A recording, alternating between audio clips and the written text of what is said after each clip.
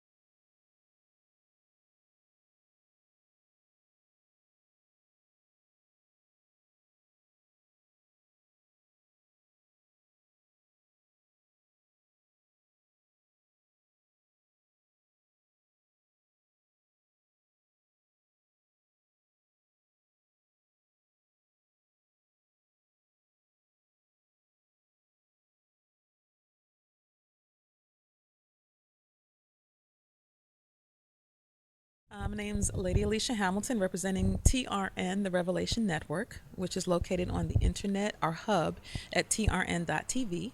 And I'm here with my son, Paris Finney, who is part of the company. He is head of, he does so much. Acquisition, social media, connecting with the youth. Right. It's a acquisition of content. I'm working on pulling some shows. I'm a channel provider and a channel owner, so I have my own show known as K-Onda, and it's featuring different countries, and I'll take a specific country, find the cool music from it, make a hour mix for that. As an example for what I provide, aside from like social media coverage, building followers on Instagram or Twitter. So how this supports the conference is that we will be doing the media for the conference, and in the whole idea of bridging the gap between Africa and America, we will be supporting that bridge through media and technology. how can they contact you, and what should they expect when they do? Well, they can always visit our portal, which is located on the internet at trn.tv. It stands for the Revelation Network.tv. Our number, toll free, is 888-286-2718. You can also email us at service@trn.tv, and of course visit the site and visit any of the channels, and there are links to Facebook, which is facebook.com/TRNTV, and then twitter.com/TRN portals. Very good. You want to give us a sign off? I'm glad you guys are here, and I'm glad we're working together. And it's going to be a fantastic conference with all of us putting all this fantastic effort into making this bridge between technologies and communications within Africa and North America solidified. So we thank you. There we go. Thank you. Tell us about your background and how and why you're involved with this conference. Well, I actually work with Global Green Development Group, and I'm the Assistant Director of Agriculture, and I'm working with a biofuel program where we're bringing 50,000 jobs in each state that we go to of agriculture and work to the communities. And here with I'm working with the Age Summit, and I'm helping to promote the event as the coordinator and just trying to be the conduit and bringing more people to this event. Good. And what is your background that makes you so well qualified for this? My background, well, I actually have a mixed bag for my background, and I'm an agronomist at heart, and came from humble beginnings, and born and raised in Eastern Washington, grew up on 2 farms, 2 ranches, and my father was also a center pivot specialist with the waterways, and agriculture has been in my background as long as I can remember, and that's the main program that I'm helping and I'm bringing to the summit as well, that I'm promoting. Now, you mentioned every state, the 50,000 jobs as you move into every state. Would you make that a little more clear? Yes, we're actually working with a biofuel program and we are planting trees. It's actually working with food security as well as climate control. And in doing this, we also stabilize work for these people for with a contract of up to 40 years. And so no longer do they have to worry about employment or their children or their grandchildren.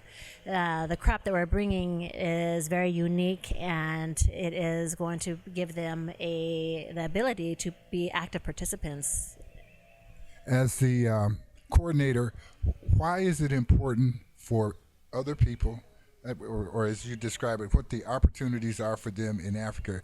Why is it really important for people to come and take advantage of that?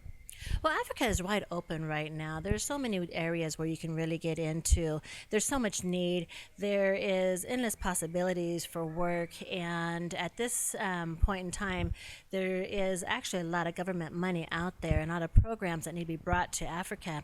And so we're trying to bring more awareness and kind of just demystify a lot of the myths that's going on in Africa or working with Africa and let everybody know that there is a large market for employment, flagship programs. They really need everything. The infrastructure is little to none in a lot of places in Africa.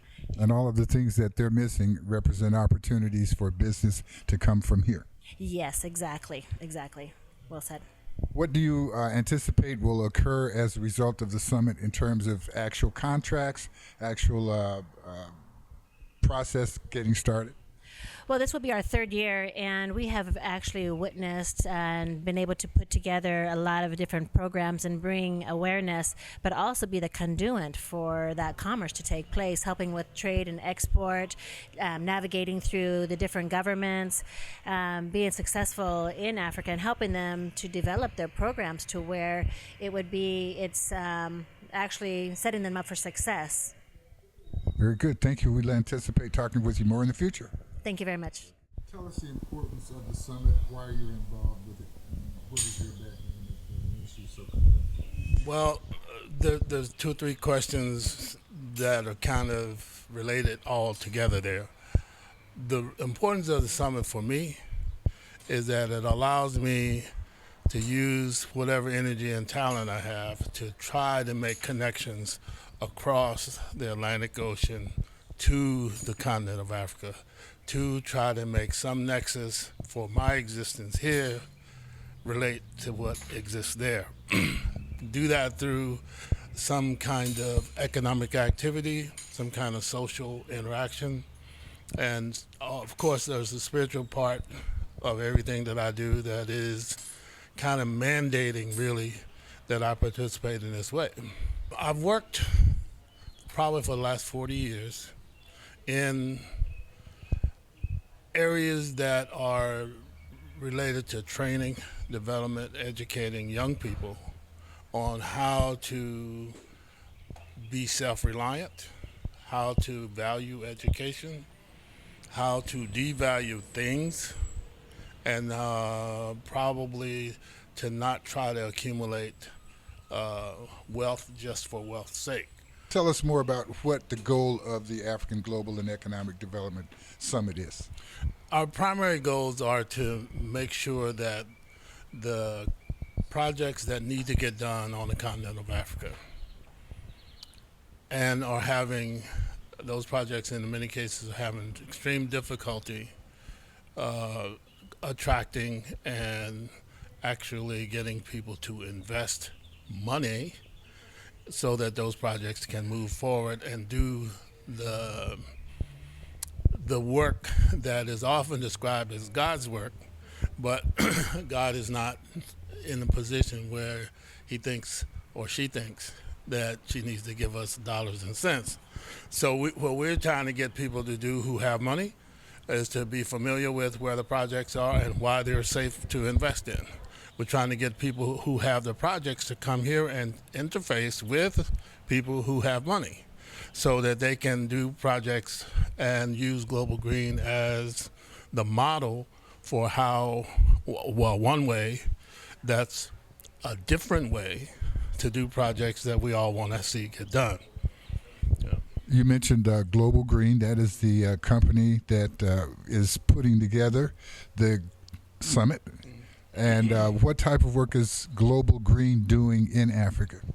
Well, Global Green, in the first place, is it's a economic development consortium. We have companies that are part of the consortium that can virtually handle any aspect of any kind of development activity that we want to engage in. And they will only be engaged in those things that they have some kind of technical and or intellectual or training expertise in. And as Global Green, we call them Global Green not because they're green in color, but green in concept and conservation. Well,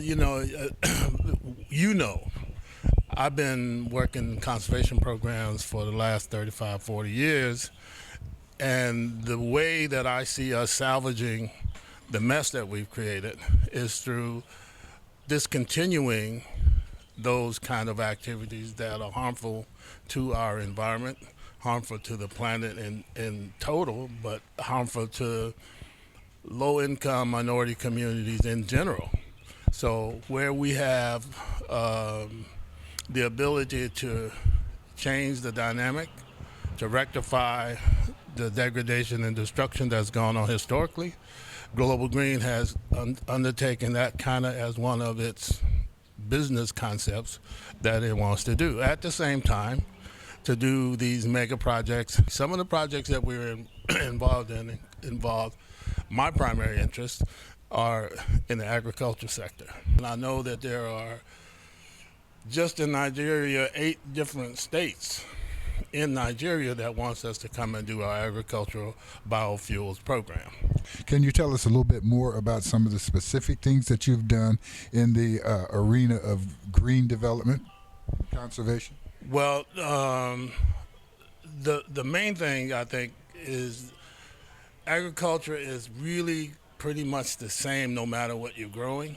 So we've been, for the last 20 years, involved with Latino and African American farmers in what's called the Inland Empire and kind of eastern San Bernardino, eastern Riverside counties to put agricultural projects together that grow food, that we can address the deficit of food in these food deserts that we have in the midst of these big metropolises that are what basically is the Inland Empire.